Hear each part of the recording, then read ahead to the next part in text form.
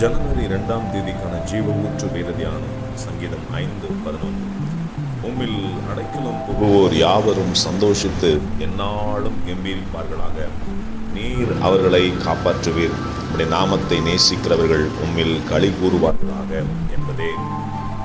ஒரு மனிதன் எப்போது சந்தோஷம் கொள்வான் என்று பார்த்தால், தன்னை சுற்றிலும் பாதுகாப்பு இருப்பதை உணரும்போது அவன் இருதயம் மன அமைதியை, சமாதானத்தை அடையும். இருதயத்தில் சமாதானம் நிறைந்திருக்கும் போது கர்த்தருக்கேற்ற ஆவிக்குரிய நன்மைகளால் நிரப்பப்படும்.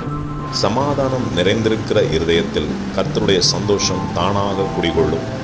பாதுகாப்பற்ற பதற்றமும் பயமும் திகிலும் நிறைந்திருக்கிற இருதயத்தில் நீங்காத துக்கம் தானாக குடிகொண்டுவிடும். துக்கம் குடிகொண்ட மனிதன் எப்போதும் தனிமையையும் இருளையும் விரும்புவான். ஆகவே என் தேவன் எனக்காக யாவையும் செய்து முடிப்பார் என்ற நிச்சயமும், நான் உன்னை விட்டு விலகுவதும் இல்லை, உன்னை கைவிடுவதும் இல்லை என்ற தேவ பாதுகாவலின் நிச்சயத்தையும் பெற்றுக்கொள்ளுகிற யாவருக்குள்ளும் தேவ சமாதானமும் சந்தோஷமும் நிறைவாக உண்டாகும். இதற்கு சமாதான காரணராகிய கிறிஸ்து இயேசுவை தனக்குள் பெற்று அவருடைய அடைக்கலத்திற்குள் வந்துவிட வேண்டும். கிறிஸ்து இயேசுவிற்குள் அடைக்கலம் புகுவோர் கர்த்தரிடத்தில் பெற்றுக்கொண்ட சந்தோஷத்தை ஒவ்வொரு நாளும் சந்தோஷத்தால் நிறைந்து கம்பீர சத்தத்தோடே ஆர்ப்பரிப்போம். ஆமேன். அல்லேலூயா.